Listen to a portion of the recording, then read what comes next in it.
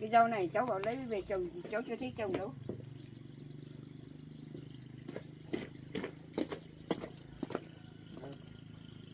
Đi nữa.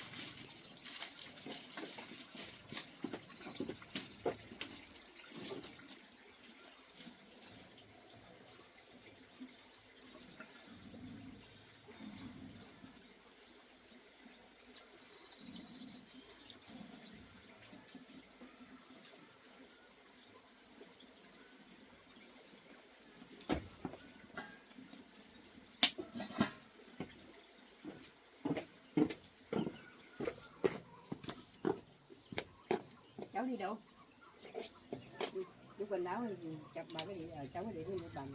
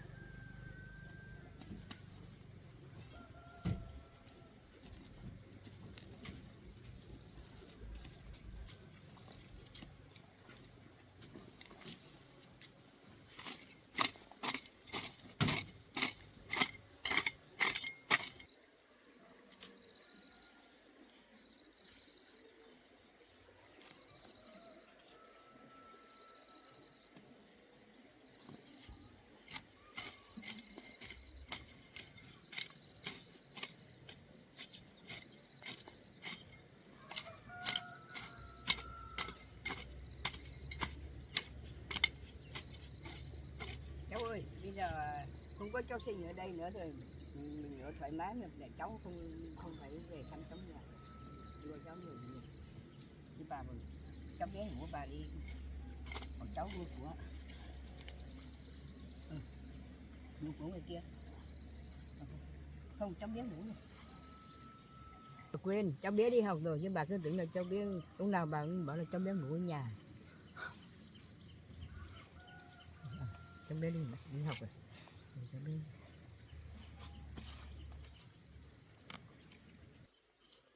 Cái gừng này bà mấy cháu trồng cũng sắp nứt cây rồi đấy.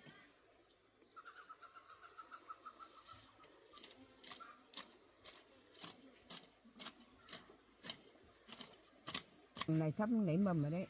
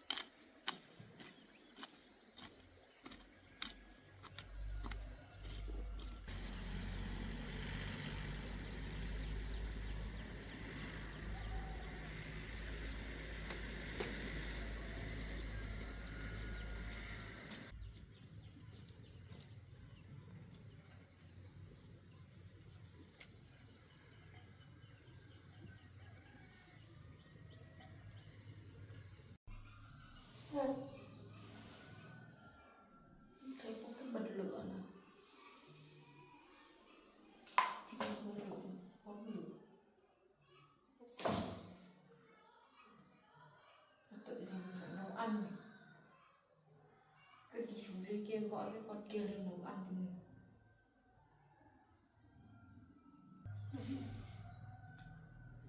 Tội gì mình phải nấu nhỉ? Cứ đi ra kia gọi con kia nấu cho mình ăn. Anh bảo hứa với mình rồi mà. Không ai nấu thì mình cứ đi ra kia gọi con kia lên nấu là được. Đi ra kia xem nó hỏi nào. Thì nó mà nấu ăn ở nhà thì mình ăn luôn nhà nó.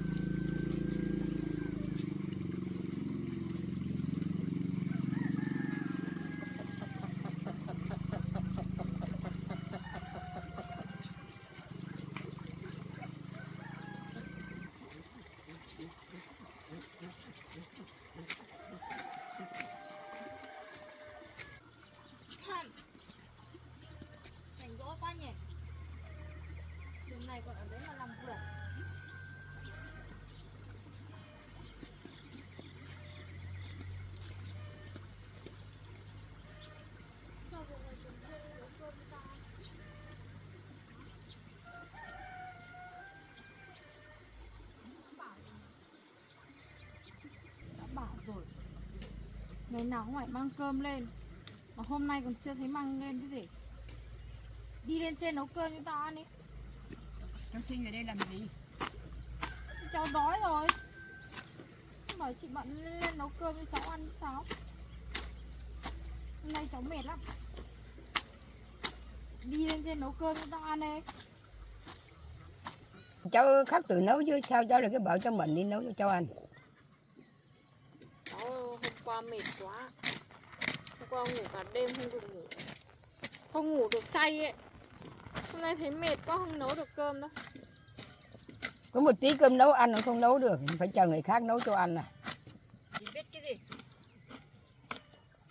Mày không nghe thấy tao nói gì à? Nhanh nhanh xong rồi đi nấu cơm cho tao ăn đi còn gì. Chưa rồi. Còn ở đấy mà làm à? Chị mà không lên trên kia nấu cho em ăn á, em lên trên kia em dọn đồ em xuống đây ở luôn đấy. Anh bảo là nói với em trước như thế rồi. Mỗi bữa ăn là phải mang xuống, mang lên cho em. Không nấu được đâu. Phải có người nấu cho em chứ. Chị không mang cơm lên thì chị lên trên kia nấu cho em. Thế thôi. Không là em dọn đồ xuống đây ở luôn đấy. Đi đi. Đi ra kia. Tao thấy có rau rền kia, nhổ mang lên mà nấu canh cho tao ăn. Nhanh lên. Chị có đi không? Đi thì đi nhanh lên. Đầy rau ở kia xong đi hái rau mình mang lên trên kia mà nấu. Nhanh lên. Thôi cháu mình à. Tao ở đây không? Trời, cháu đi nấu lên đi nấu cơm cho cháu Sinh ăn đi. Không tí nữa cháu Sinh là dọn đồ về đây là khổ cả bà cả cháu đấy. Nãy mà nghe như thế có được không? Để tao nói nhiều. Mày thích đẩy à? Đấy, đi nhổ cái rau kia mang đi cho tao. Nhanh lên.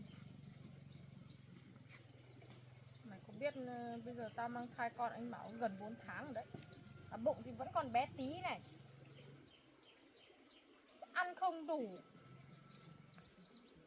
Suốt ngày ăn rau xanh.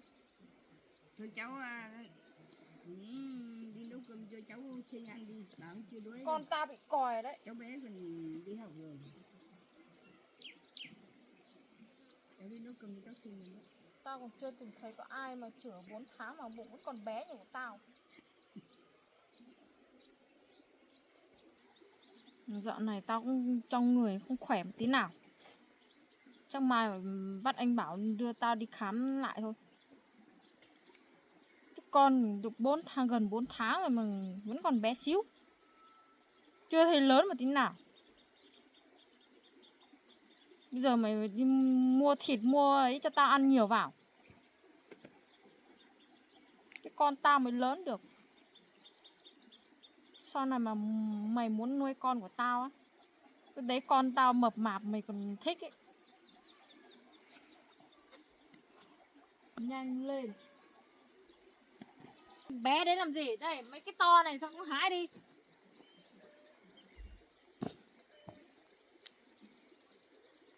Có việc hái rau thôi mà mặt cũng xị ra.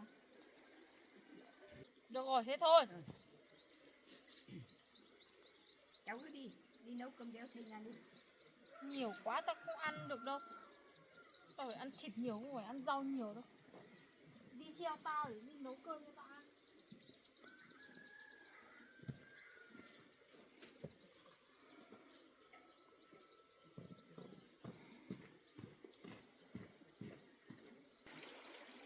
Cuối cùng cũng lùa được cái con này đi.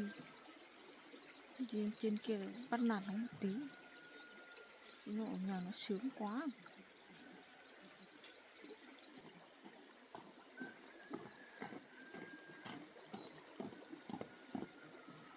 Tao không ăn trứng đâu. Mà phải đi mua thịt cho tao. Mày thích không? Đi mua thịt cho tao. nhanh lên. Con đấy ạ.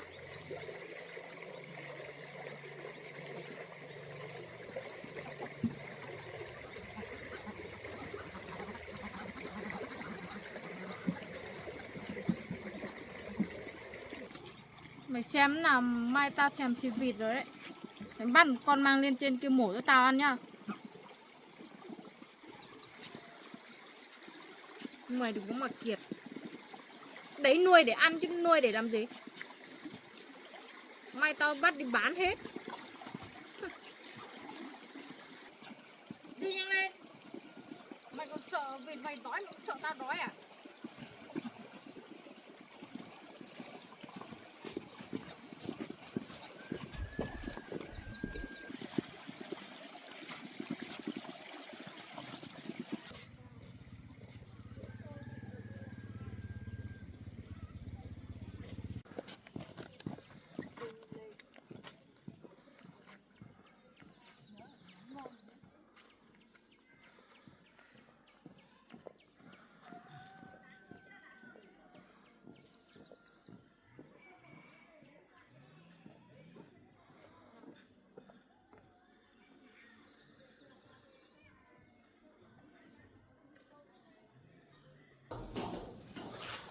Nấu đi.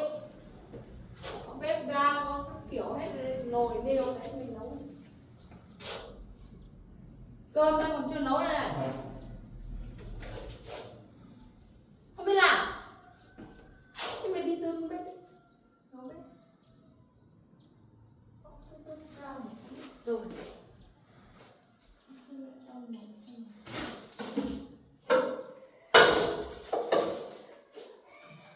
Đấy.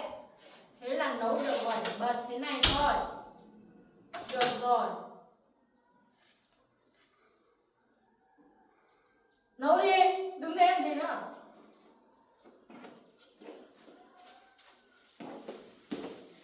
Nấu đi nha, ta đi ngủ đây.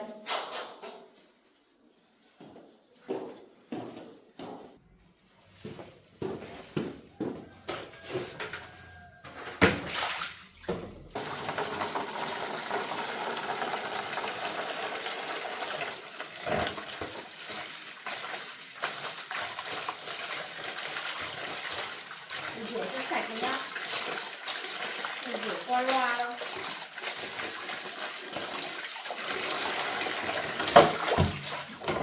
Em tìm nữa đi mua thịt nhá. Mày có tiền hay?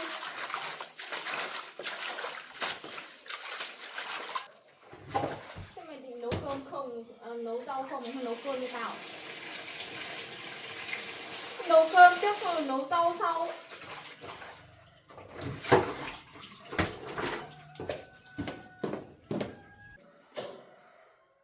Con này mà làm khó thì một tí. Nó cười làm nó sướng quá.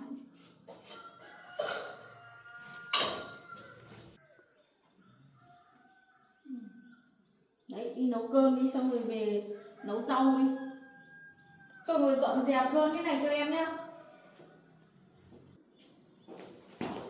Rồi dọn luôn cái này đi nhá. Em vừa bộn lắm rồi đấy.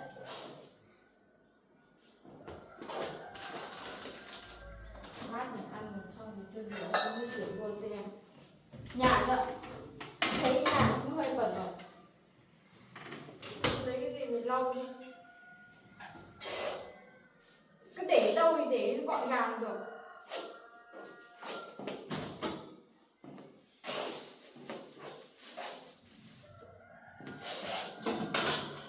Xong rồi đi mua thịt nhá.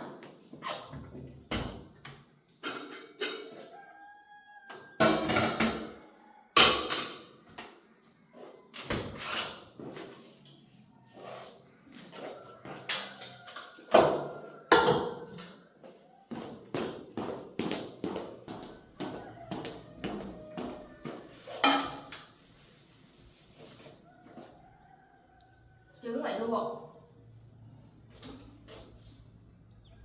Lấy cái nồi khác luộc.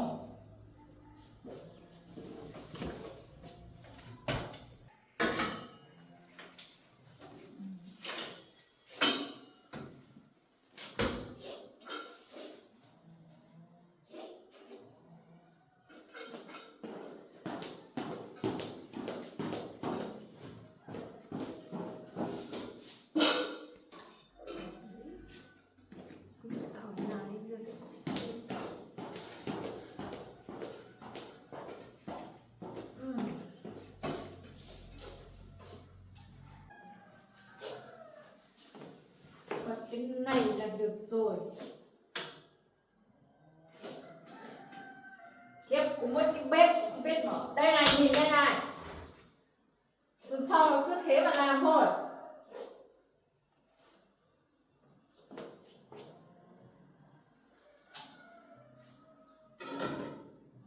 Để nấu để. Thôi không nấu nữa. Tôi đi mua mì tôm cho ăn. Nhanh. Không ăn cơm đâu. Nhanh. Đi lấy mì tôm cái loại ngon ngon mà. Tao không thích ăn nữa, biết chưa? Ê, xong rồi mày nấu mì cay cho tao luôn đi. Đi. Mua cả thịt, cả tôm, cả ấy nhá. Thế xem nào. Cứ bắt tao ở đây. Về đây nhiều đi. Tao bắt mày hết lòng, hết việc này đến việc kia. Sướng đấy.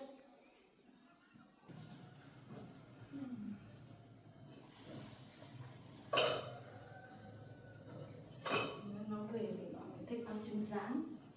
Tao còn đi mua trứng rán.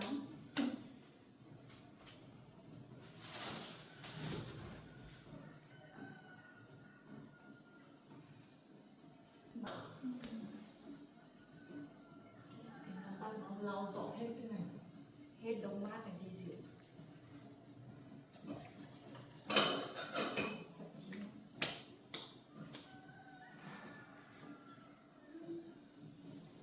Cơm cũng nấu.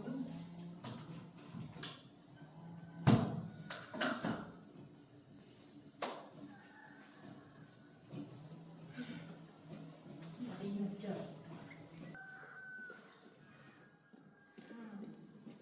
Chờ mua được gì? Đồ.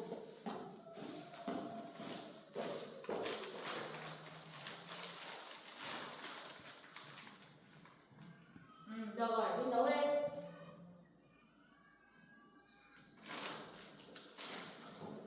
Nấu ngon ngon rồi nhá.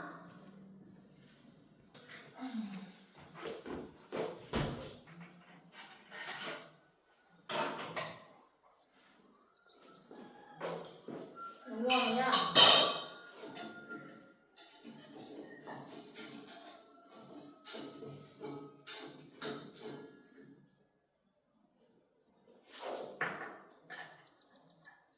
Bây giờ tao lại thích ăn trứng rán rồi.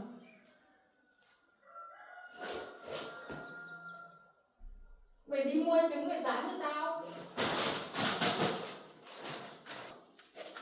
Này đi giã đông xong rồi mới rán.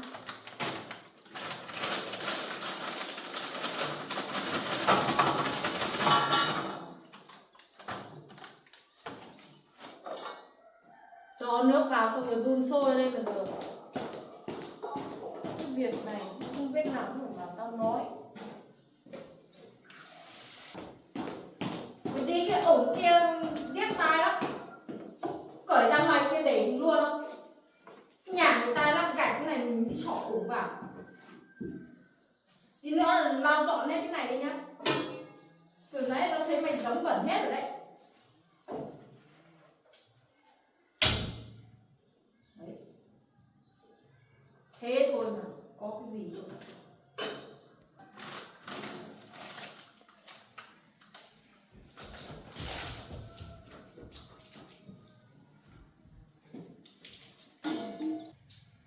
Mình làm như kiểu cũng biết làm. Mà có biết làm không đấy?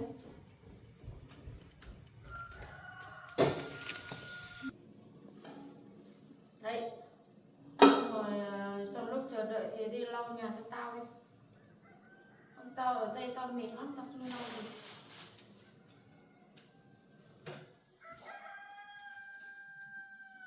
Không sao đâu, nó không nổ chết mày được đâu. Nó chưa sôi đâu, mày đi lau nhà trước đi. Còn không biết là có cái gì để lau không. Tao ở đây tao còn chưa được đi mua. Không biết chủ nhà có không. Mà hình như chắc là chưa có cái chổi lau. Để quét luôn. Quét luôn nhà to luôn nhá. Đi dọn phòng ngủ cho tao luôn nhá.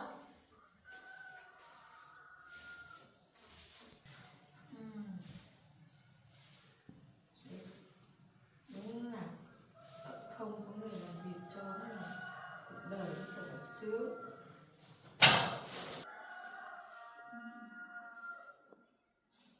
Xong rồi lau sạch rồi nhá.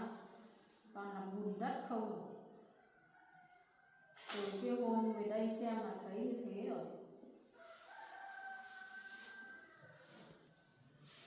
Rồi giặt cái này luôn á. Thấy nó bẩn lắm rồi. Muốn cho tao ở đây thì phải làm việc cho tao chứ.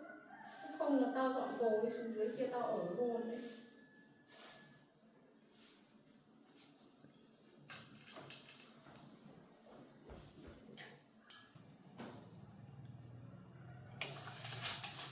Rồi dán lên nhá.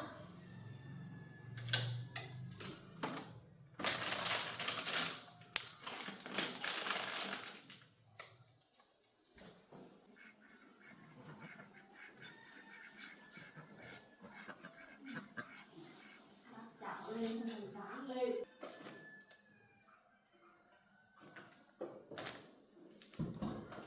Dán nó phải vàng, nó phải đẹp, tao mới ăn. Làm đi. Bảo mày nấu thì mày tính nấu đi, đưa cho tao làm gì.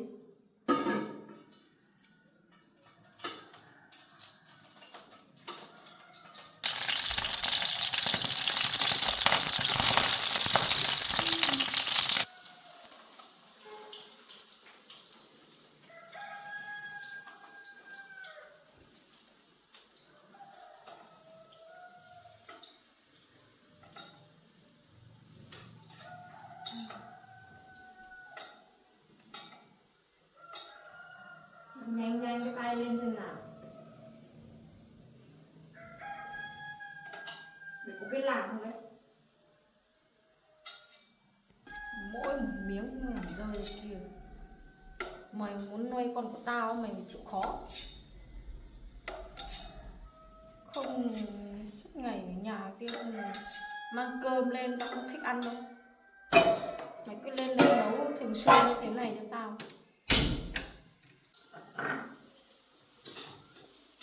Lên ghế rồi tao ngồi.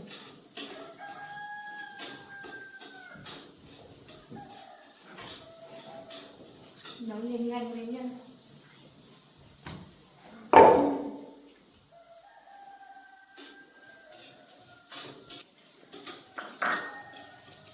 Mày bóc trứng cho tao à? Nhanh lên. Nóng lắm mày bóc cho tao.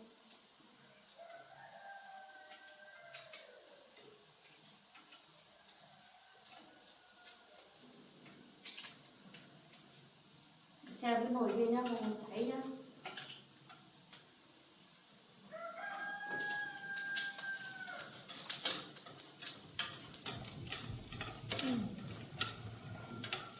Đấy.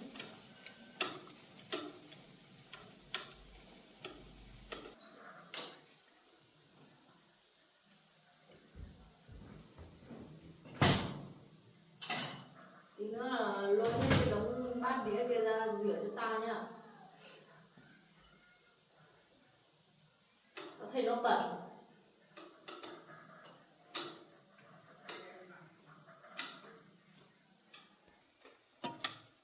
Chín rồi à?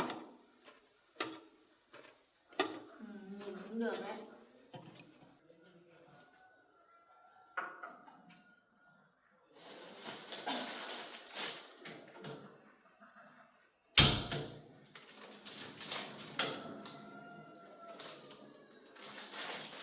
Cho lửa to một tí nó mới sôi.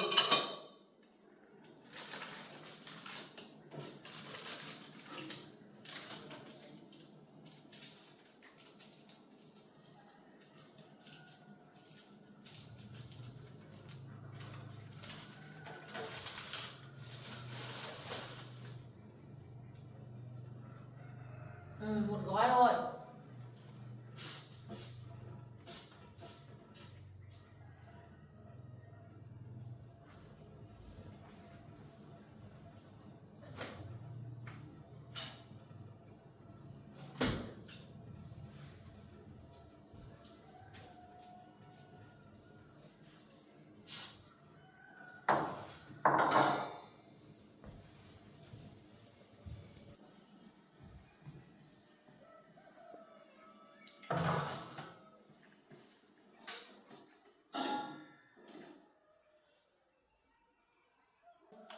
Đổ nước nóng vào người tao nhé.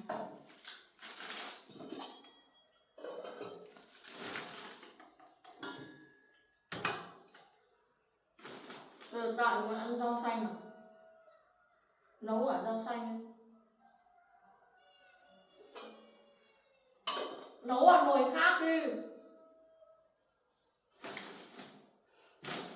Rau lúc nãy mày rửa đấy.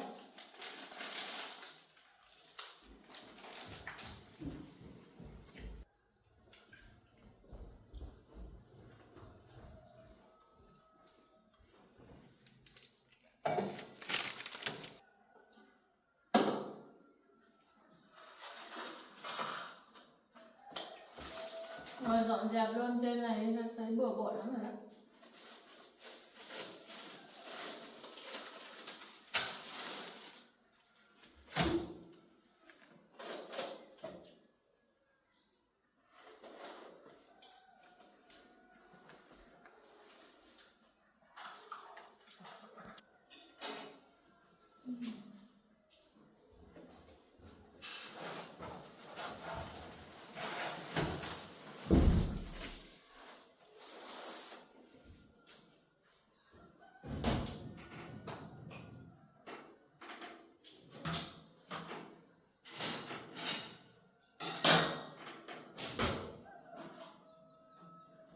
Mày mới nhìn thấy tao rồi đây à? Bê qua lên trên đầu của tao này.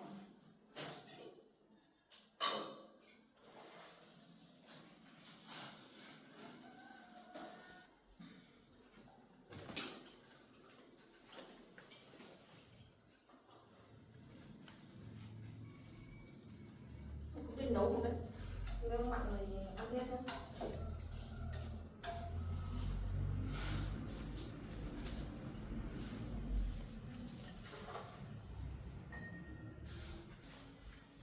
Nấu thì nấu ít ít thôi. Một mình tao không ăn được hết đâu. Tao định nấu xong mày ăn luôn ở đây à?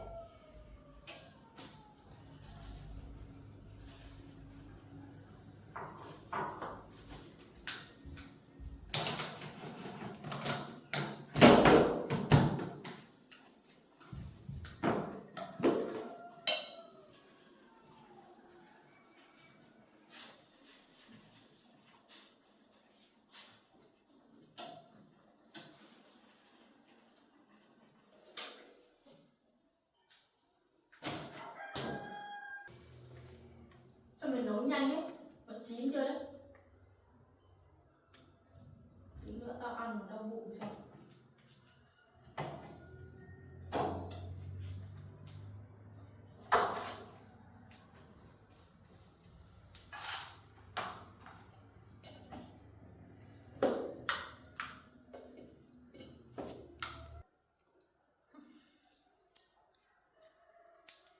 Bây giờ ngồi đây chờ tao ăn xong rồi dọn rửa cho tao nhé.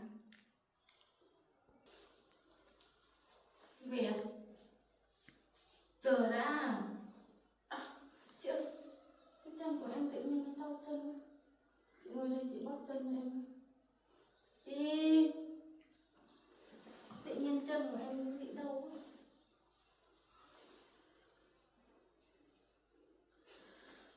Chân em đau thật mà. Chị bóp chân cho em. Đau ngay cái chân. Đúng rồi, đau chỗ này. Chị bóp nhẹ nhẹ thôi. Đúng rồi đấy. Chị ơi,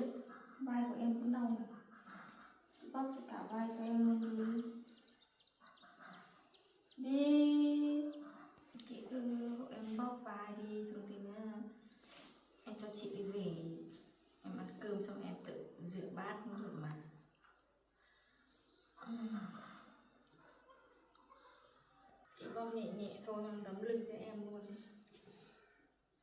Đi, đấm nhẹ nhẹ thôi. Để bóp tay cho em thì.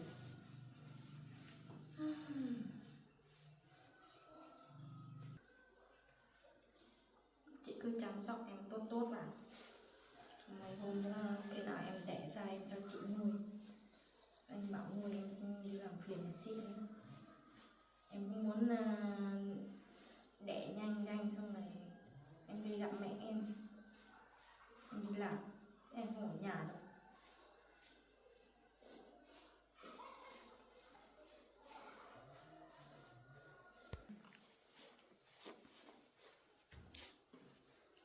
Đấy, thôi được rồi chị ạ. Chị đi về. Nhưng mà mai nhớ phải lên đây nấu cơm cho em ăn tiếp nhỉ. Mai lại lên bóp chân bóp tay cho em nhá.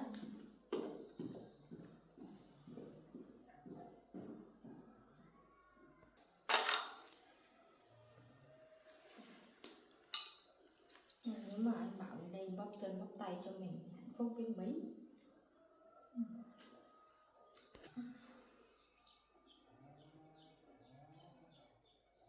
Đã mà anh bảo lên đây bóp chân bóp tay cho mình hạnh phúc biết mấy. Mà cứ thế mà bắt con này lên để bắt một tôm. Thế nên mình mặc nó nấu cái khói kia. Bọn đi mua mì cay và đi mua cái mì tôm này, chả có cái màu mè gì. Ăn cơm tạm.